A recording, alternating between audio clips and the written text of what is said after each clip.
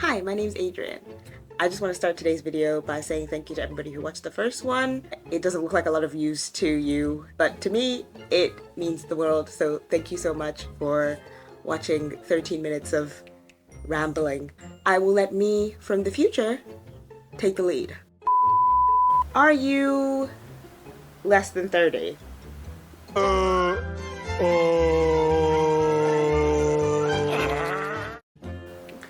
Are you yet to have your midlife crisis? Hey everyone, we are live from my backyard where I am smoking a brisket and some ribs. Girl! Oh my god, what is that? Oh my god! What is that? Are you a Nepo baby? Dude, like, oh my god, like, can we talk about, like, the political and economic state of the world right now?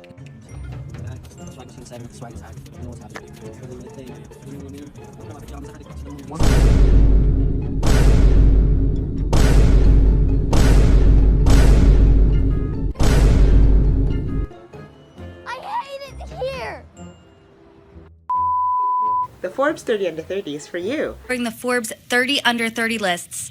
Forbes 30 Under 30 list highlights the best and brightest young people from across the country. This is my story of how I got on the Forbes 30 Under 30 list. How I made the Forbes 30 Under 30 list. Very interesting list. What's even more interesting is that some of these people are in jail. Thanks very much. That is our correspondent there at the courthouse. If there's more reaction in New York, we will return. A 31-year-old is accused of fraud for allegedly trying to lure J.P. Morgan Chase so it would acquire her college financial planning startup for $175 million. Elizabeth Holmes in 2015 was named one of Time's most influential people. Now she will be one of 655 inmates. Her days will begin at 6 a.m. She'll be expected to make her bed to keep her cell nice and clean, and she will be reviewed by the people on site there for that type of cleanliness. She also will be wearing a khaki uniform, no more black turtlenecks, and she'll start by working in the kitchen for 90 days, making 12 cents an hour. Of course, Diane, this is a woman who was once the world's most wealthy, self-made billionaire female. Yeah, quite a change for her. Miss Rebecca Jarvis, you didn't need to clear like that. She said it's gonna be very different from the life that she's used to. She cleared. I'm sorry. If I was Elizabeth Holmes, I would not show my face ever again. That was crazy. I'm obviously not the first person to realize this. There's several articles on this. And it's just a weird phenomenon to me. I don't know how you could think, oh, I have a great idea, and then just think, let's lie about it. Let's lie about how good we're doing so then we can keep doing good on paper, but not really in real life. I think that is so crazy. I may be Nigerian, but fraud.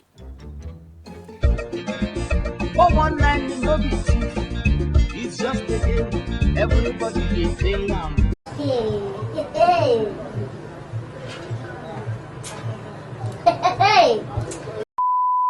Like, it's just one of those crimes, you know what I mean? Like, oh, why are you here? I did fraud. Next to a murderer. You know, that's not cute. Why are you here? I did fraud next to P. Diddy.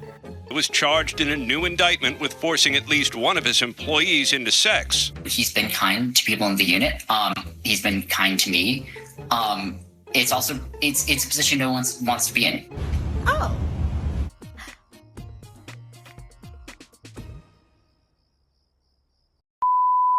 Next to P. Diddy. Why are you here? I did fraud. And you're in the same jail cell. It's not cute. So the first list had 1,230 people, and it was split up into different categories. Some honorable mentions would be Childish Gambino. You're a football player. It's in your blood. That's racist. Your soul. That's racist. Your eyes. That's gay. That's homophobic. That's black. That's racist. Mac Miller. Or people are gonna call me Eminem, maybe because I'm white, or they're gonna call me Wiz because I'm from Pittsburgh and that's my friend. But I don't really worry about comparisons, you know, because when it's all said and done, you know, there will be no more comparisons. I'm a 19-year-old kid and fairly new in this. May he rest in peace. This is genuinely so sad to think about. He was such a great artist. This album is amazing. If you haven't heard it, I highly recommend. And Alexander Wang. Quite prominent, prolific people. And it was cute. I think every couple of years, the Forbes 30 Under 30 would come out and you would be with your friends in your little group like, oh my gosh, this is gonna be me soon. Or you wouldn't, or you were a normal child. I was shooting for the stars. I thought I was gonna be Beyonce. My friends that know me tell me that I remind them of Beyonce, so you can... Hottie. Mental institution. Crazy. Bitch in straight jacket. Beyonce, sweetie, I'm so sorry. I'm so sorry that a ugly ass bitch like this would even say that. Oh my God.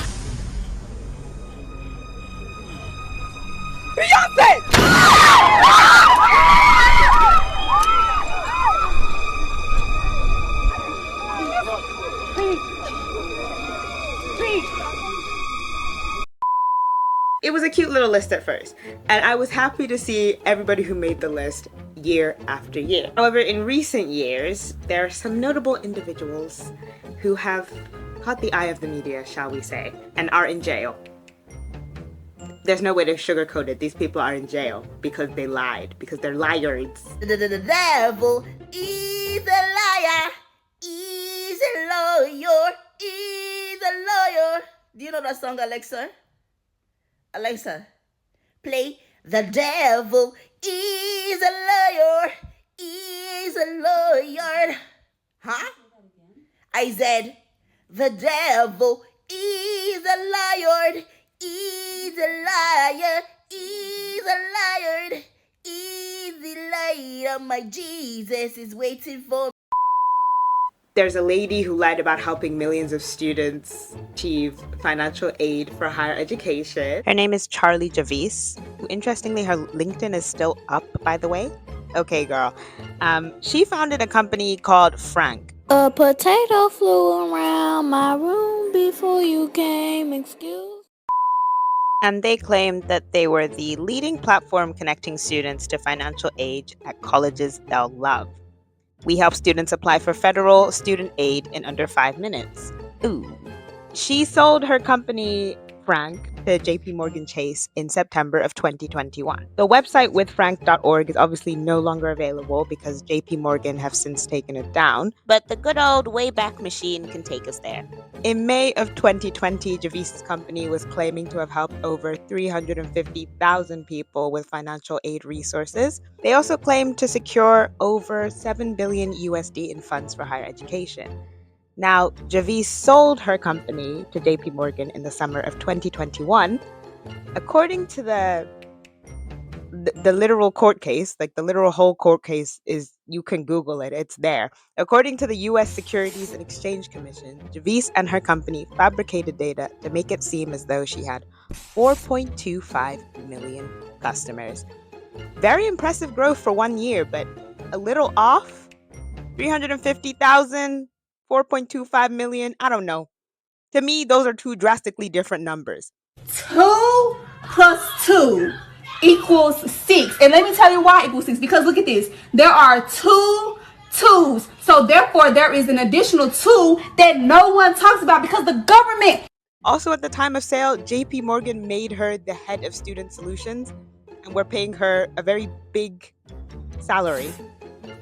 They kind of shot themselves in the foot with this one. I don't know.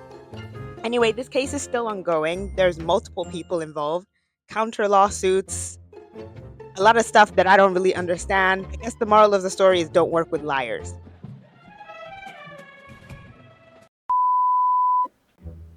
There's a man who lied that fake internet money was around.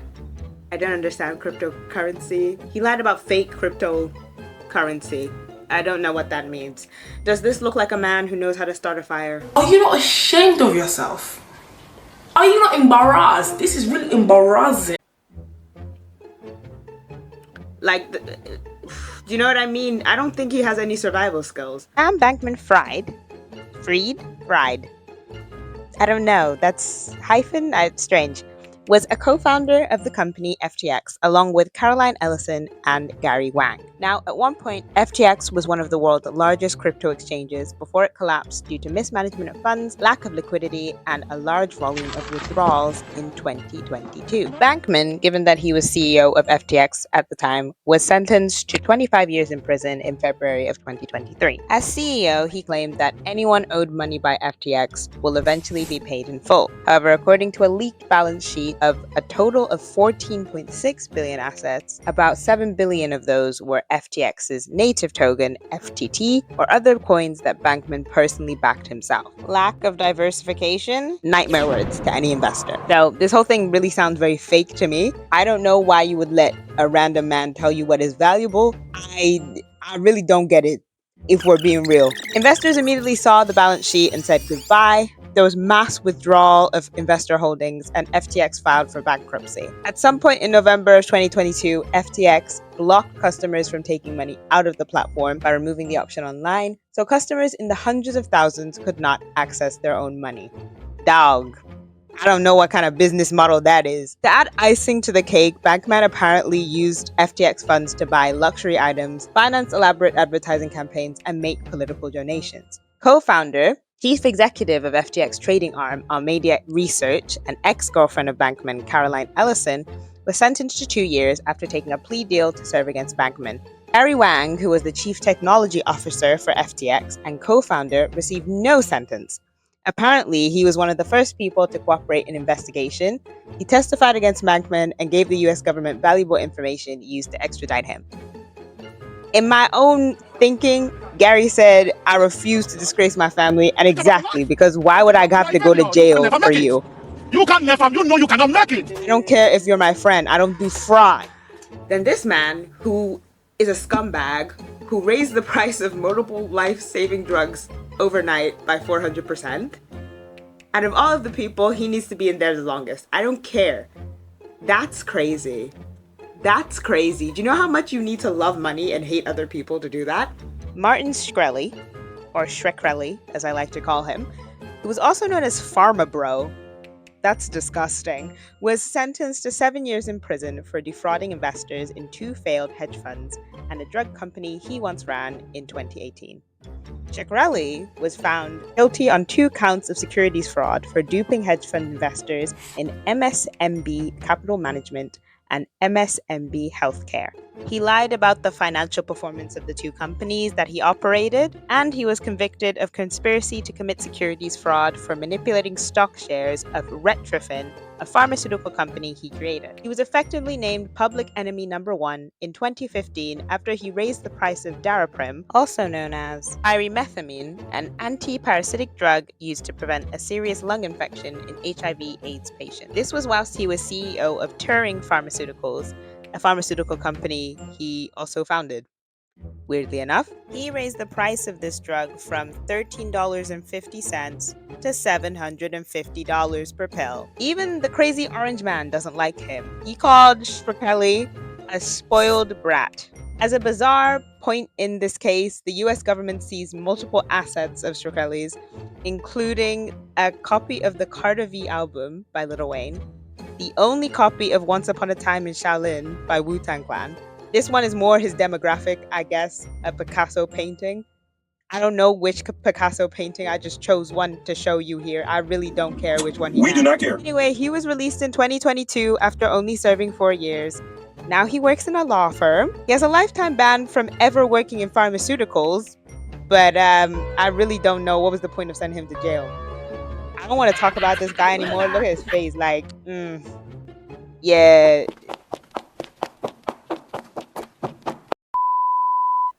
And probably most notably, this woman who actually didn't make the list, but who tried to convince everyone that you could run hundreds of blood tests with like a tiny drop of blood. So Elizabeth Holmes never made the Forbes 30 under 30 list, but she did speak at the Under 30 Summit in 2015. I'm not going to spend too much time on this one. There's a whole Hulu series on this case. Go watch that. Basically, Elizabeth Holmes claimed that her company, Theranos, would revolutionize healthcare with new blood testing technology that claimed to run hundreds of tests with just a few drops of blood. To make a long story short, it didn't work. Employees of her company Theranos quickly figured out that the Edison machine didn't run tests correctly. Because they had degrees and, didn't drop out of university after 1 year. She was sentenced to 11 years in prison in 2022. Why are these people going to jail is kind of the question. Why would you lie? Why do you have no moral? This could very quickly become a very long video essay about the downfall of society and end-stage capitalism. I said the words. Somebody give me a million views. I said the words. And I think the answer kind of is, why are we obsessed with youth? Why are we obsessed with young age? Everyone is trying to look like a 2-year-old. Stop. This obsession with looking young, with being youthful, with never dying. In the Bible, there's like a verse around wisdom being beautiful or something. Like old age is beautiful because it grants wisdom. I don't know exactly. I'm gonna need to look it up. One thing I have realized, that if God don't do it, it just won't get done. You guys are too scared. Calm down. Live in the moment. What's wrong with being old? And then obviously there's this whole thing around hustle culture and always trying to look for the next big thing. I think every day people are looking for a new business, passive income, more work, no rest. Bus, club, another club, plane, next place, no sleep, no fear. Just relax. I think that we as a wider society have nurtured this idea of constant movement. So a hobby becomes a hustle, and then a hustle becomes a business idea, and then a business idea becomes a few white lies, and then a few white lies becomes fraud, and then fraud sends you to jail. No. And then you're on the Forbes 30 under 30. Look at you, you did it. I don't care about the Forbes 30 under 30 like I did when I was 12 years old. I think I will be successful in my own time. I might be over 30 when I reach my peak of success, but that's fine. I think that's okay. Essentially, your success is and never will be defined by a specific timeline. Anyway, this is the end of the video. Woo! If you enjoyed the video, like it, subscribe if you want. Goodbye, and God bless. The list has helped create such a pressurized environment for entrepreneurs that it has become genuinely difficult to ignore. 30 under 30 makes you feel like a failure if you're not the next Mark Zuckerberg by the time you're 29. And the world already has one Mark Zuckerberg, which is way too many. I go chop your dollar. I go take your money, disappear. 419 is just a game. You are the loser. I am the winner.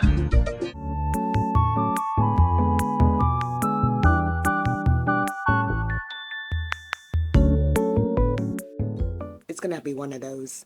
One of those takes has got to work. One of those takes have got to be the take.